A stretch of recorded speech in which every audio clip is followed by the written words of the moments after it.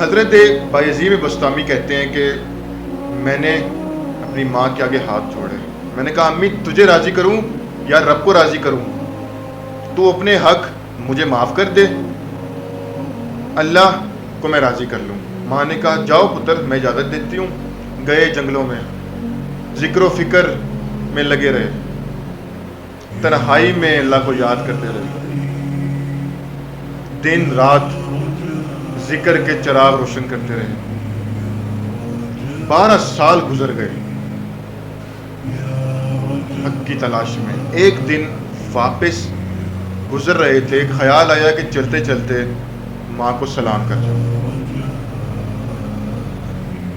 دروازے پر دستک دینے لگے تو اس خیال میں ہاتھ روک لیا کہ ساری زندگی ماں کو سکھ تو دیا نہیں، اور دکھ بھی اب میں دوں. رات کا ایک پہر ہے جو بیت رہا ہے، سردیوں کی لمبی راتیں ہیں. ماں بستر میں لیٹی ہوگی، وہ تیرے لیے اٹھے گی، دروازہ کھولے گی. دروازے کے ساتھ ہی بیٹھ گئی اور ساری رات گزر گئی اس خیال سے کہ ماں کو تکلیف نہ ہو. جب سحری کا وقت ہوا تو اندر سے جو نالی آتی تھی اس نالی سے پانی آ گیا. سمجھ گیا کہ میری ماں تہجد کے لیے اٹھی ہے، یہ وضو کا پانی ہے. فوراً دستک دی دروازے پر. اندر سے آواز آئی بیٹا بایزید میں آ رہی ہوں.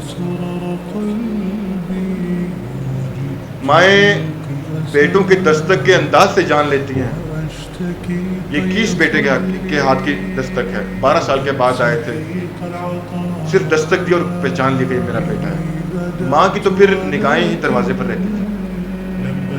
اللہ اکبر. کہتے ہیں کہ ماں نے جب دروازہ کھولا 12 سال جنگلوں میں گزر گئی تھی. بکھرے ہوئے بال، پھٹے ہوئے کپڑے. ماں کی نگاہ جب ان پہ پڑی تو ان کی چشمان سے موٹے موٹے آنسو ٹپک پڑے اور اس نے ایسے ہاتھ ملا کر کہا مالک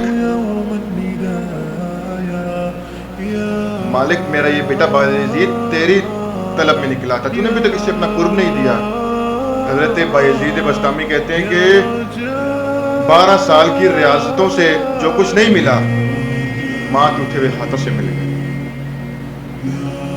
انہوں نے کہا مالک میں تجھے کہاں ڈھونڈ رہا تھا اور تو کہاں موجود تھا. تو ماں باپ کی جو رضا ہے نا وہ اللہ کی رضا کا دروازہ کھولتی ہے. دعا یہ ہے اللہ تعالیٰ سب کی ماؤں کو سلامت رکھے اور سب کے ماں باپ کا سایہ ان کی اولاد پر رکھے.